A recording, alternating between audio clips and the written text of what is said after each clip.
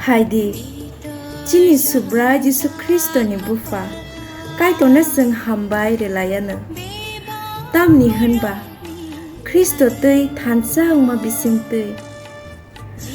जुगना हानि टंकरै बेबाब नोरवै चिनि काहाम खलायखा कायट'नि बिस्कांगो जों गोथार माज्रा खृइ ओंना तै खेब जों चार्च नामजागिया सिनि न कायट'र जोंनो बिनि बरक खलायना चंखा खृष्टनि थैनि जारै जों गोथार माज्रा खृइ फियक जाखा तामनि होनबा चिनि सुमसक रब नाकार जाखा फायदि जों चिनि सुब्रा जिसु खृष्टनो जों हामबाय रेलायानो बनो लब लायानो